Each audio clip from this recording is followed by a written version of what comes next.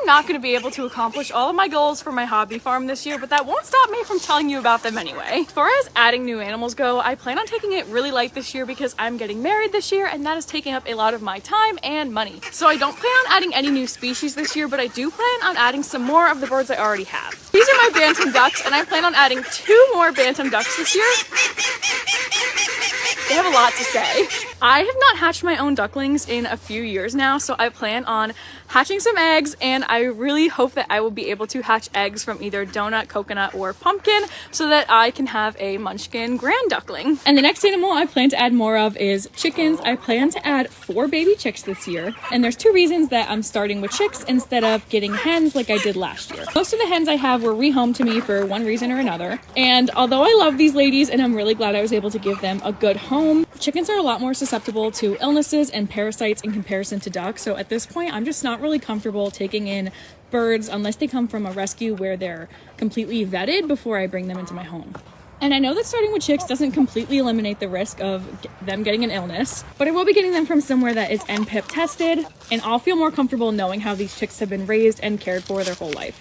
And my second reason for wanting chicks is because I really want some colored egg layers, because currently all of my hens lay brown eggs, so I plan on ordering some specific breeds so I can get some colored egg layers. I also really like the idea of getting my chickens kind of spread out over a few years versus getting them all at once.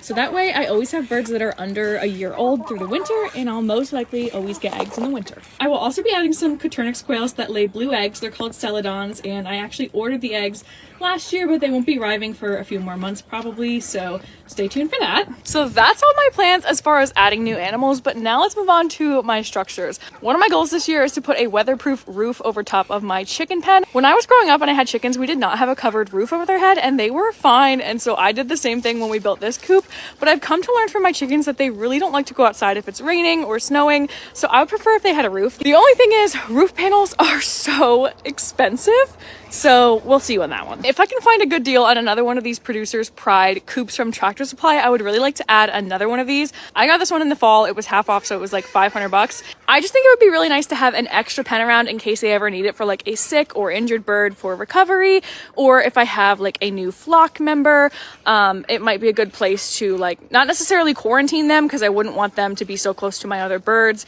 but if integration isn't going well, I could always just pull them in there. I just think having an extra pen around would be super useful. And it would also be really useful if I have 2 birds that happen to be fighting and I need to separate one, like if my drakes aren't getting along and I need to make a drake jail, or if Slim Jim starts beating up the other quails again and he needs to be separated. And underneath my roosting bars, I have this little section in my chicken coop that they don't really use, so I would love to put some doors here and maybe chicken wire so that if I have chicks that need to be integrated, they can just stay under here while they, you know, meet their new flock members, and then they can get used to each other before I just like throw them in together.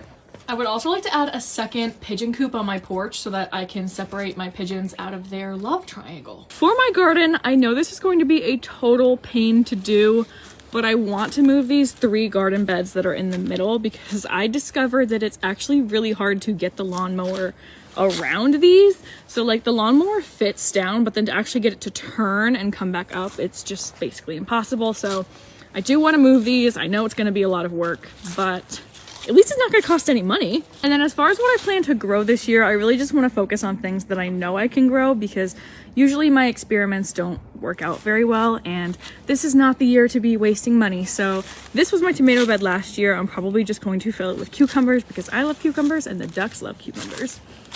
One of these smaller beds is going to be strawberries. When it's cold, I'll probably have broccoli in one, and then I'll probably grow like peppers and squash and zucchini. And then in this big bed on the end, I'll have a bunch of different varieties of tomatoes. And this is another one of my goals that I don't know if I'm going to be able to accomplish, but I really want to. When I move these 2 beds back, I want to push them all the way back so that over here we can put in a pond, and not for the ducks, but for fish. I would really enjoy having a fish pond. I would also use it to grow pond plants for the ducks that I can give them as treats, and I would really hope that it could attract some frogs because I love frogs. Would really like to get rid of this big rock that was too big for the mini excavator we rented to move because it bothers me, it annoys me, it's in the way, and it's really hard to lawnmower around. Unfortunately, I don't own a sledgehammer and I'm not going to rent an excavator just to get rid of a rock I don't like. Over here we have some evidence of my next project. The ducks love to go under the deck and I don't want them to go under the deck because they'll go under there and then they won't come out. So I need to put hardware cloth around the deck to prevent the ducks from going underneath it. And then long term, I would love to put some of this like lattice fencing around the bottom of the deck so it doesn't look so ugly with just the hardware cloth.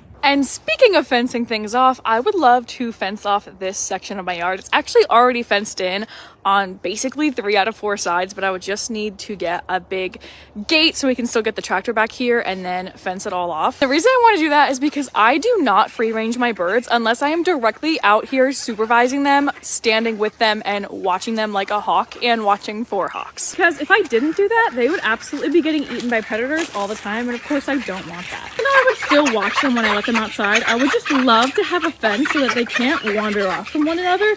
They generally stick together in a group like this, but like there's always one that's just like a little bit behind, and I don't want them getting like lost, and I just feel like I would feel a lot more comfortable if they were fenced in.